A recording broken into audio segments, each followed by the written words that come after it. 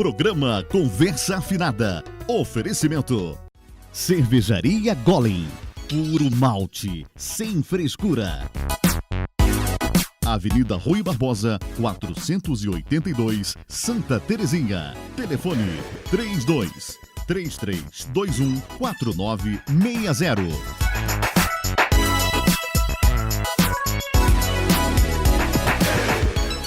No ar, mais um programa Conversa Afinada.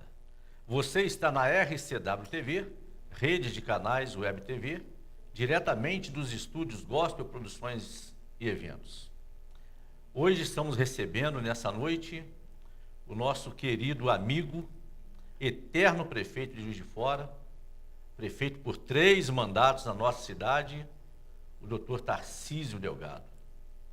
E a nossa pauta é uma pauta interessante, porque ele vai nos falar da sua experiência a respeito dessas eleições de 2018, da eleição do Bolsonaro, da expectativa do governo Bolsonaro, e vamos fazer uma análise geral. Fique conosco, os senhores vão gostar. Meu querido, ilustre amigo Tarcísio Delgado, boa noite. Boa noite. Prazer grande, estou às suas ordens.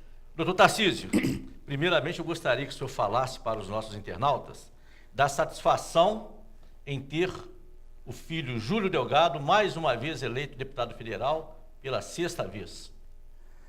O Júlio é um deputado de destaque na Câmara Federal, né? Muito respeitado, tem uma liderança muito grande. E foi bom que ele voltou. Uma eleição muito difícil, a eleição mais complicada da nossa história recente, da nossa história contemporânea. E ele acabou que conseguiu voltar. Muitos não voltaram e que tinham até melhores condições do que ele, em princípio. Mas voltou. Está lá e tem mais 4 anos de luta lá para poder ajudar o Brasil. Num congresso com tanta gente nova, né, porque renovou muito, a experiência do Júlio realmente vai ajudar muito o país. Os mais experientes lá e que não tem ficha suja, os mais experientes limpos, como o Júlio e tem outros, esses podem dar uma grande contribuição ao Brasil nesse momento que nós vamos atravessar aí. Perfeitamente. Doutor Tarcísio, a zebra zema em Minas Gerais. O novo, se dizendo novo, e venceu grandes nomes da política mineira. O primeiro é um nome realmente que era desconhecido. A gente até demorou um pouquinho a acostumar com o nome dele, porque é completamente estranho, e conseguiu uma eleição espetacular. Mas as coisas todas caminham pelo êxito, pela qualidade daquele que avança, como pelo defeito dos que ficam atrás. É uma combinação disso. A política mineira vinha se enchendo de defeito há muito tempo. E o último, o governador atual, que é o Pimentel, na verdade pegou o estado numa situação muito difícil, e não conseguiu caminhar, a ponto de nem pagar o servidor em dia, que é um caso muito grave. E agora, o outro esquema que teve o candidato, a Anastasia, é um esquema que já vinha prejudicando o Estado e o país já há muito tempo. Desde o Aécio, que é o patrono dali, e depois, agora, a Anastasia acabou sendo o candidato. Acho que, a meu ver, foi bom que o Zema tenha ganho. Apesar de não ser o ideal. O ideal é que nós tivéssemos uma pessoa com um pouco mais de tarimba, política, não precisa ter medo de falar em política, tem que ser político, tem que fazer política, é isso que tem que fazer. O cidadão tem que fazer política, só não faz política quem não é cidadão. Mas então eles vêm com esse discurso de não político e de empresário. Vamos ver, vamos esperar um pouco para ver para onde ele vai. Já anuncia algumas medidas muito exóticas. Exóticas, na verdade, estranhas, mas vamos ver, vamos torcer. Eu não torço para quem ganha, para quem ganhou perder. Eu sempre torço para ganhar, seja qual for. Mesmo que eu tenha ficado muito contra e tal, mas o Brasil não pode, não espera que você deseje o pior. Você deseja o melhor. Vamos ver o que vai. É uma incógnita muito grande, porque ele é um empresário muito bem sucedido, como empresário, muito rico. Eu não sei se isso é qualidade para ser homem público. Não sei se isso é qualidade. Eu tenho minha desconfiança com referência a isso. O homem muito rico é muito bom como muito rico, mas não sei se ele é muito bom para dirigir um Estado ou uma nação.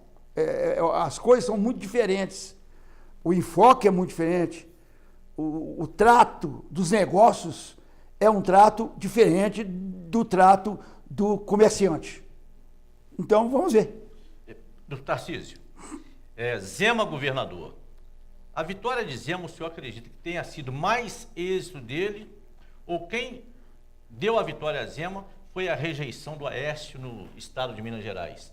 O Aécio colado ao Anastasia, o estado de Minas Gerais, como todo o Brasil, já o repudiava, ainda assim conseguiu 106 mil votos para a sua reeleição à Câmara Federal.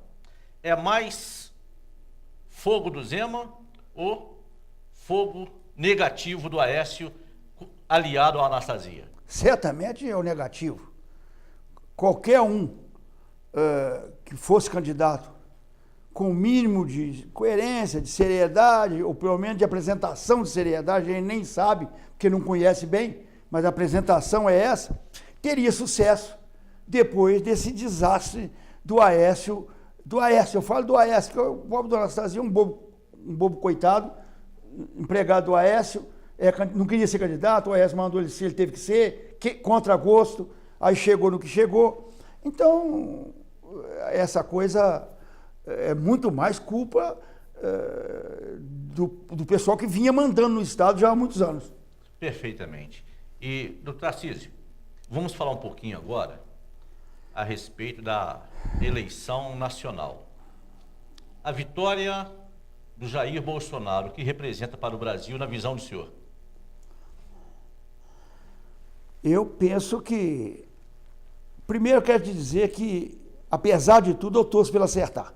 Eu não torço para o governante dar errado. Acho que é o meu dever aceitar. Mas acredito muito pouco que acerte.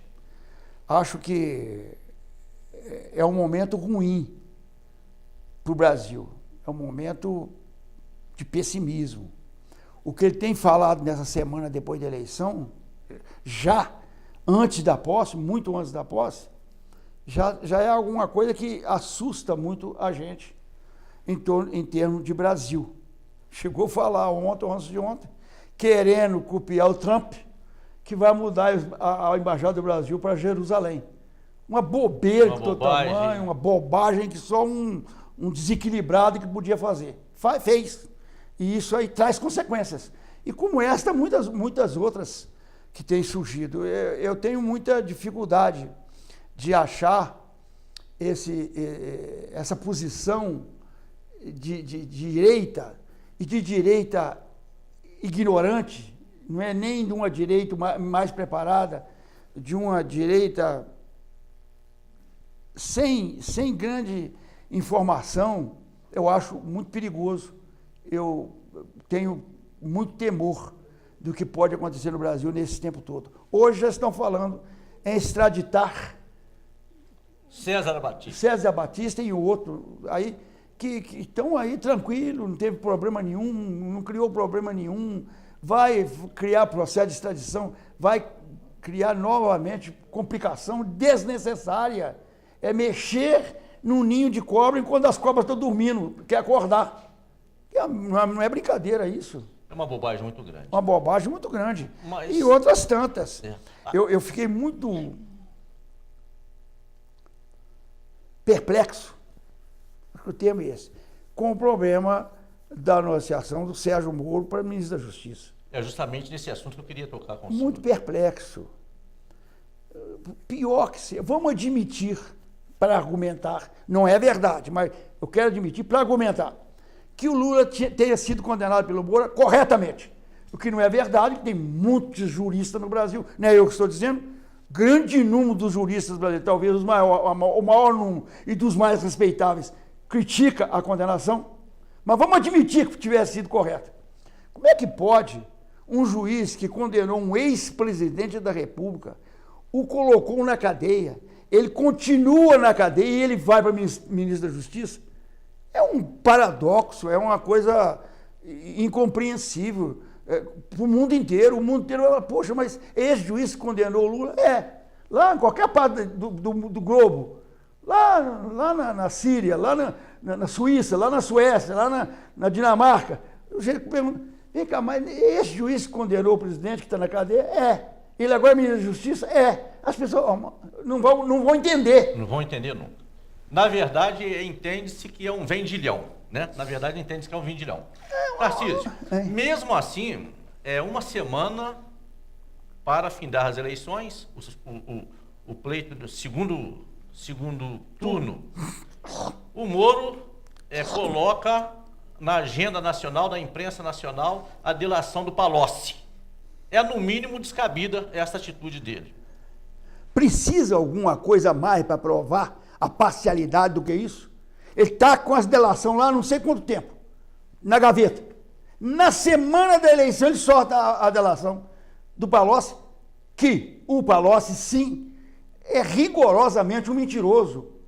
O Lula cometeu um grande erro, todos nós erramos, no dia que escolheu o Palocci para mim, porque eu era prefeito, eu fui a Brasília uma vez para estar com ele, porque eu tinha conseguido um financiamento do Banco Interamericano para a despoluição do Rio Paraibuna, mas precisava de uma autorização do governo federal, já estava tudo negociado, a prefeitura tinha aprovado tudo no Banco Interamericano, tudo certinho.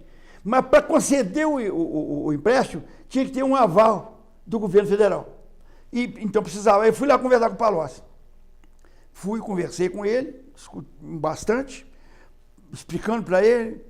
Eu lembro que ele alegou para mim, pois é, mas você está em primeiro lugar, em segundo está Goiânia. Se eu conceder para você, eu vou ter que conseguir para ele. Então eu falei, Palocci, não quero saber com quem está. Tá. Mas conversei com ele bastante tempo. Fui embora. Quando eu estava voltando de lá, da audiência com ele, com alguém que estava comigo, eu falei, esse cara é um mau caráter. Olha bem. Você sentiu a... Há quanto tempo? Então, como é que pode o Moro? É até difícil a gente explicar, porque é hilário, se não for penoso, que ele tenha, na verdade, liberado as delações muito contra o Lula na semana da eleição. E essas delações estavam com ele há muito tempo. Sabe por que ele não podia esperar mais uma semana para liberar, com imparcialidade e tal? Não. Esperou, guardou direitinho, faltando uma semana ele libera. E pode ter sido fiel da balança, com certeza. Teve um peso muito grande. Teve um peso muito grande. Doutor Tarcísio, o Bolsonaro, ele tem um discurso de anticorrupção, ele convida o Moro para ser ministro, um super-ministro, e faz ali uma junção de pastas para torná-lo super-ministro. Ao mesmo tempo, ele convida também um corrupto, confirmado corrupto, condenado pela Lava Jato, que é o Onyx Lorenzoni, para ministro da Casa Civil. E outro paradoxo... O Onyx Lorenzoni, eu lembro dele na Câmara bem, era um deputado de segunda categoria lá. Não tinha menor peso. Era ridicularizado lá, na verdade. E foi agora chamado para ser ministro da Casa Civil, lá, representante dele, o principal representante, né, dele. Ele está cometendo um monte de... complicado, é muito complicado esse caso. O Lorenzoni é flor que não se cheira mesmo. É até perigoso, porque é um cara meio desnorteado. Desnorteado. Vamos ver o que vai dar. Muito penoso isso, muito penoso, muito difícil, eu acho. Muito difícil. Doutor Tarcísio, o que o senhor conhece do plano de governo do Bolsonaro a respeito da economia nacional? Esse é o grande problema, a meu ver. Esse é o núcleo da dificuldade. É o núcleo perigoso. Porque por aí, com Paulo Guedes, que eu já conhecia a história dele bem antes, e agora fui rever com bastante cuidado, o Paulo Guedes é um daqueles filhotes do Milton Friedman, da Escola de Chicago. Milton Friedman, 40 anos atrás, ganhou o prêmio Nobel porque ele criou, na verdade, um programa monetário em virtude dos estudos lá, da desnacionalização da economia, da privatização generalizada. Então, essa é a escola. E na época, o Milton Friedman mandou, como um dos principais elementos dele, para vários países, e um para o Chile, para o Pinochet. E agora estão falando no Chile, você viu? Ele falou, é no Chile. Exatamente. Esse ministro, antes de ontem, numa coletiva, o Paulo Guedes, respondendo a uma jornalista argentina, que perguntou sobre o Mercosul, ele disse, Mercosul está fora de cogitação. Não temos nada com o Mercosul. Onde é que se viu o Brasil perder essa liderança que ele tem no Mercosul? Se toda a América do Sul junto é menor que o Brasil, a importância do Brasil no Mercosul é fundamental. Fundamental. E ele não pode abrir mão disso. Está entendendo? E ele não quer saber de Mercosul, está fora de cogitação. Falou com a moça. Então eles estão começando a tomar atitudes muito contrárias, na verdade, ao interesse do Brasil. Achando que... E ele fala muito em minimizar o Estado. Minimizar o Estado. Eles falam demais isso. Privatizar tudo. Eu perguntei a num debate que eu fui aí, que fez esse discurso, eu falei, vem cá. Os Estados Unidos falam em minimizar o Estado, a Alemanha fala em minimizar o Estado, o Japão fala em minimizar o Estado, a China fala em minimizar o Estado, vai falar isso com eles lá. É engraçado, eles defendem os estados deles. Agora o nosso Estado tem que minimizar, só que favorecê-los. Esses grandes países não falam em minimizar, pelo contrário, tá? Eles mantêm o Estado como importante. E aqui nós queremos minimizar, entregar para eles tudo. Então, porque o Brasil é o 5º país do mundo em extensão territorial e população. Então, é um país que pode estar muito menos desenvolvido, muito atrasado, vamos dizer assim, mas ele está nesse rol dos maiores países do mundo, tanto em população como em território. Então, ele tem que caminhar para chegar igual os que são maiores como ele, mas sem minimizar o Estado, pelo contrário, fortalecendo o Estado. Eles querem minimizar o Estado. Esse Paulo Guedes falou claramente, quer minimizar, é o termo que eles usam, estou usando o termo que eles usam, minimizar o Estado, fazer o Estado mínimo. Fazer o Estado mínimo. Não admite que o Estado tenha investimento. Evidentemente, não é ser contra a iniciativa privada, pelo contrário, eu sou a favor. Mas sou a favor da iniciativa privada em parceria com o Estado e sob o controle do Estado. Do Estado, perfeito. Não há iniciativa privada descontrolada à vontade, não. Pode haver, deve haver, mas sob o controle do Estado. Perfeitamente. Doutor Tarcísio, o Bolsonaro, depois de eleito, está num romance fenomenal com o Trump.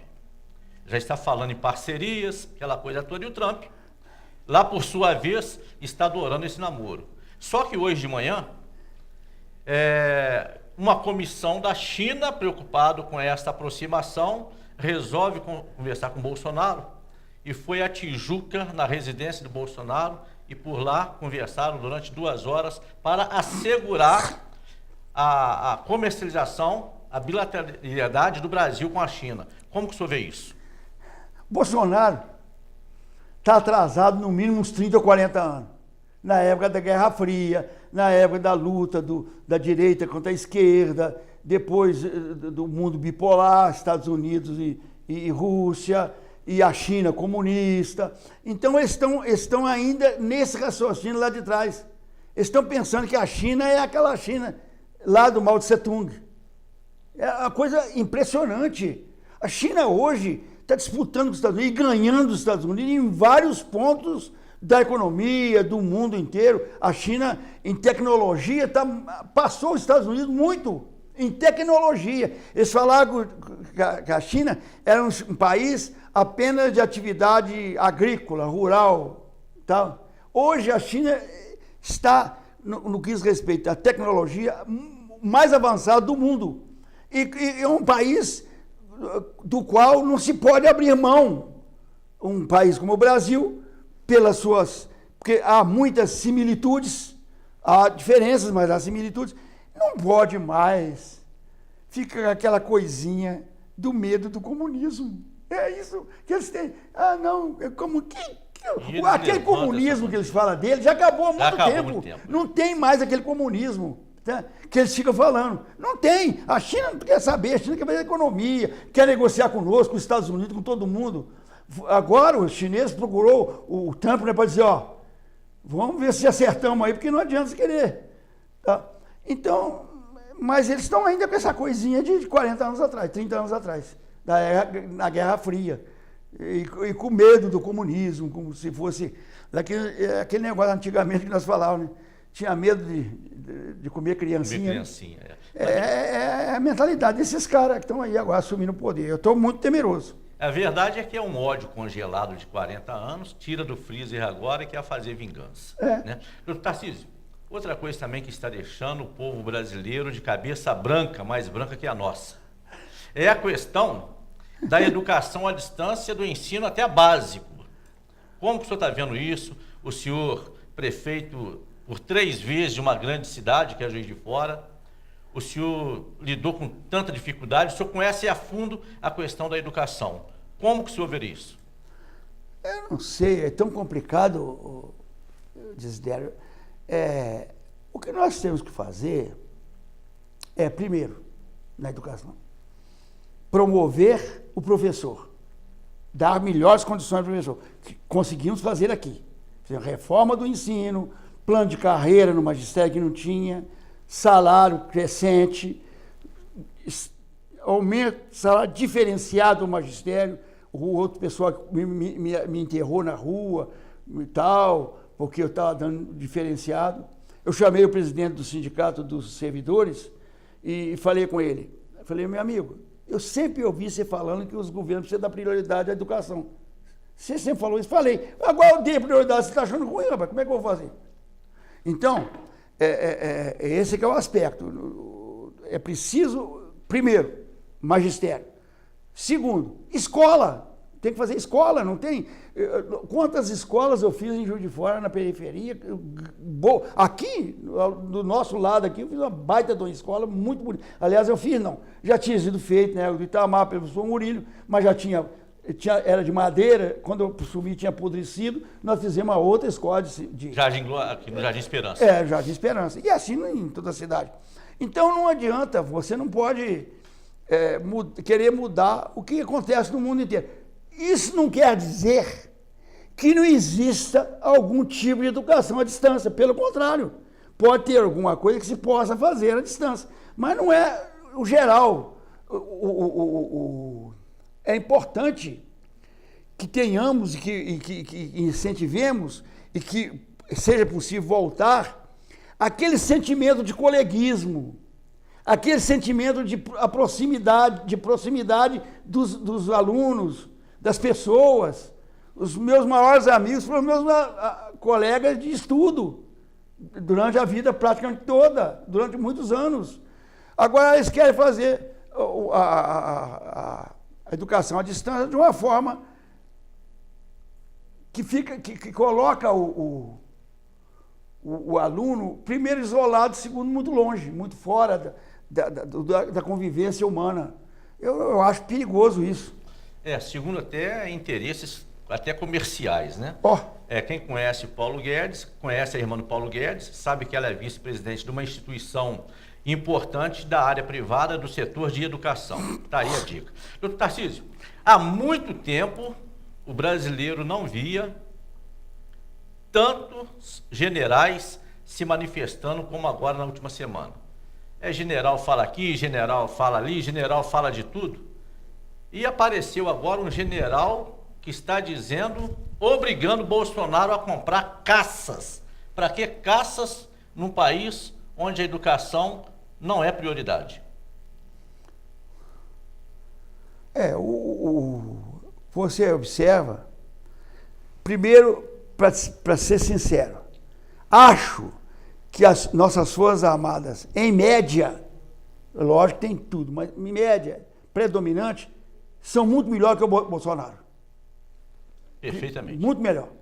Então, você está vendo que a maior parte está vindo com cautela, tal, não está entrando, mas pega uma situação que muitas vezes fica inevitável uma ação, o que nos prejudicaria a todos. Não acho que deve haver predominância. Já tem, né? Já está conversando com vários generais, reformados, não reformados, o vice dele é reformado. É um meio que distorce um pouco a forma de governar, né? A maneira de agir. O militar tem uma cabeça um pouco diferente do civil, óbvio, até pela sua formação. A sua formação é assim. Mas eu temo também porque acho que não é por aí. Não é o momento, né? Doutor Tarcísio, gostaria que o senhor falasse o seguinte: final do governo Temer, e o Temer está fazendo tudo aquilo que o Bolsonaro... Aliás, eu até acredito que é o Bolsonaro que já está governando. A questão da reforma da Previdência, que foi pauta do governo Temer e que ele luta por isso há mais de 2 anos, e agora está todo assanhado para o lado do Bolsonaro, e o Bolsonaro já fala que será uma das primeiras ações dele enquanto presidente. O que o brasileiro tem a temer com essa reforma da Previdência? O brasileiro tem muito a temer e tem que apostar muito e exigir dos seus representantes no Congresso Nacional, que é o que pode segurar. E que eu acho que vai segurar, não vai ser do jeito que eles estão pensando. Acho que o Congresso, por pior que seja, é a multiplicidade de opiniões, de tendências. Não vai ser muito fácil aprovar a reforma da Previdência do jeito que eles pensam no Congresso. Então isso aí vai ser um freio muito importante. Agora, aqui entre nós, o Bolsonaro não tem muita alternativa nesse ponto, não. Ele tem que enfrentar para o bem ou para o mal a reforma da Previdência. Porque o Brasil não pode mais continuar vivendo sem reforma da Previdência. Tem que ver qual reforma, não é essa que eles propuseram. Mas tem que fazer uma reforma para viabilizar, senão não tem como. O Brasil, dentro de 10, 15 anos, está completamente falido. Tudo que é arrecadação, que arrecade, não vai dar para pagar a Previdência. Então, tem que arranjar uma forma de alterar isso. As coisas mudaram muito no Brasil. De alguns anos para cá, a longevidade está muito maior. Todos nós estamos ficando muito mais velhos. Tá? Então, nós temos um tempo de aposentadoria muito maior do que tinha antigamente. Antigamente, as pessoas morriam com 50, 50 e pouco, 60 anos. Acabava de aposentar e morria. Então, era mais fácil. Agora não, agora você tem que me sustentar até eu partir e eu estou durando mais. Que eu digo é muito grande maioria do brasileiro, né? Então não é mais daquela forma. Tem que haver uma reforma da Previdência. Aí não adianta você ficar torcendo, não. Tem que ter. Agora, tem que olhar uma reforma que... Para ter a reforma da Previdência, você me desculpe, que garanta os direitos, que segura, tem que haver uma reforma tributária e tem que onerar os muito ricos e tem que lançar impostos sobre os poderosos. Se não fizer isso, não tem saída no Brasil. Eu estou te dizendo aqui, desculpe, muito humildemente, eu não sou ninguém, mas não tem. Porque não tem como você pagar sem ter receita. E não está tendo receita, mas não está tendo receita não é por causa de nós, não. Nós pagamos imposto é demais, a classe média, os mais pobres. Os poderosos é que não pagam nada. Os poderosos, os muito poderosos, aqueles menos de 10% da população, coisa que chegaria aí a 15 milhões de brasileiros, os lá da cúpula, não paga nada. Ainda eu ia usar um termo aqui muito pesado, não vou usar não. E ainda fazem o que fizeram com a Dilma, de exigir desoneração fiscal das grandes empresas industriais de São Paulo. Eles não pagavam imposto, chegava lá, queria o perdão do imposto, a desoneração fiscal. E ela deu não sei quantos milhões de desoneração fiscal, que é uma das coisas que comprometeu demais a Receita, que ela foi dando desoneração. Vinha a pressão, a chantagem dos muito poderosos em cima dela, e ela então não tinha como fazer. E deu desonerações fiscais várias. Tinha que onerar mais fiscalmente aqueles poderosos. E tem que onerar. Ou fazem isso, ou não tem solução. Você não faz milagre. Você não faz dinheiro com varinha de condão. Você tem que ter uma atividade. Agora, quem é que vai pagar no Brasil? Somos nós, que já pagamos demais? É a população em geral? É o pequeno empresário? Não é. Esse já está pagando bem. Mas tem que cobrar lá de cima. Tem que lançar imposto. Eles têm medo de falar nisso. Tem medo de falar. Eu vi, agora perguntou a ele, o senhor vai criar a CPMF? Não, a CPMF. Por que não criar? Criar sim. Ela e mais alguma coisa. A CPMF é um tributo justo. Paga quem assina cheque, não paga quem não assina cheque. Tá? E ficam brincando com a cara do brasileiro. Então né? É uma coisa muito complicada. Desculpa. Doutor Tarcísio, o BBB saiu da Rede Globo e foi para o Congresso Nacional, que é a bancada da Bíblia, a bancada da bala e a bancada do boi, o BBB do Congresso Nacional. E é justamente aí que o Bolsonaro se vê fortalecido. E é justamente aí onde estão os maiores que trairão o Brasil e que traem o Brasil. Eu queria perguntar ao senhor o seguinte: o que o brasileiro deva fazer para não ter esses BBBs no Congresso e não cair na lábia dessa gente que há muito tempo vem assolando a nossa economia? A bancada do boi, nela está grande parte dos muito poderosos. Grande parte. Quem produz carne, boi e tal, não é pequeno lá, alguns que tem, não tem nenhum significado econômico. São aqueles muito poderosos. Eu tenho uma pessoa muito ligada a mim, lá do Mato Grosso do Sul, que me disse há algum tempo atrás, já há bastante tempo, ô, senhor Tarcísio, você não sabe o que acontece. Lá no Rio Grande do Sul, numa área bastante grande, tinha 11 frigoríficos médios. Apareceu lá uma empresa e comprou os 11.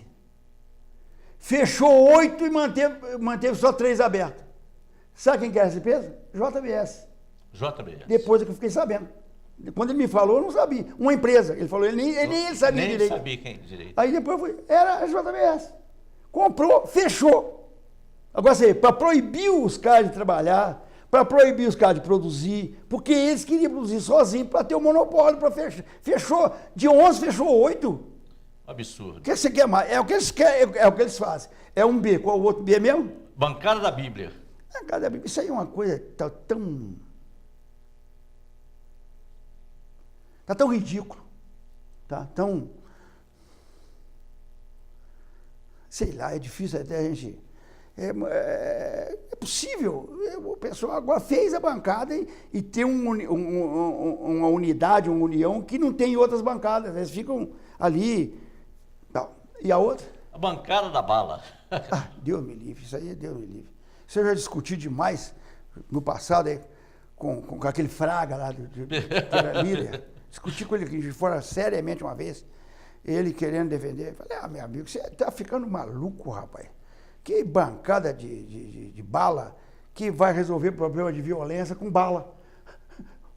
Só a maneira de enunciar, não precisa falar mais nada. Você vai resolver o problema da violência com violência. É um contrassenso. Contrassenso. É uma loucura, é uma maluquice. Não existe isso.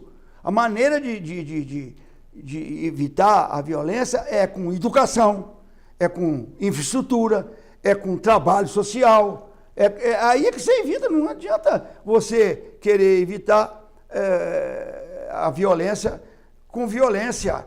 O sujeito, lá, o governador do Rio, né, agora, da mesma linha, falou que o policial que pegasse um bandido com arma podia fuzilar. Isso. Sumariamente. Sumariamente. Aí vieram me perguntar, falei, meu amigo, eu sou contra a pena de morte. Falei com o cara.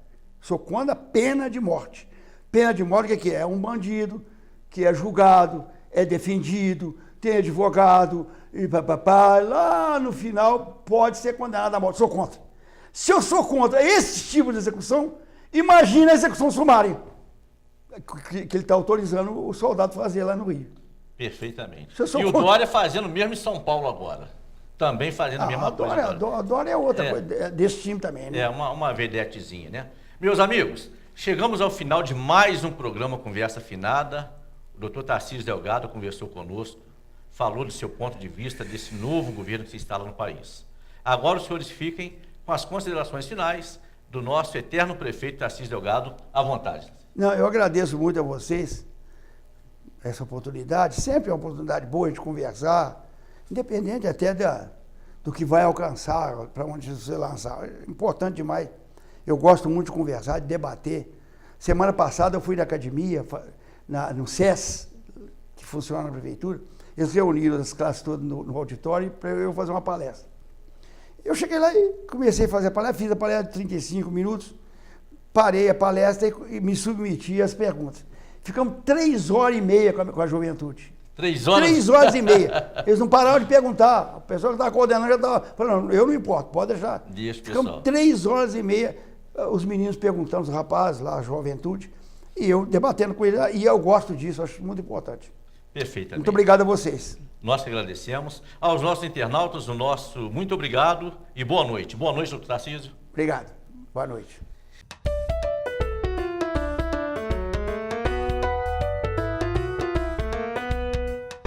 O programa Conversa Afinada é mais uma produção da Gospel Vídeos.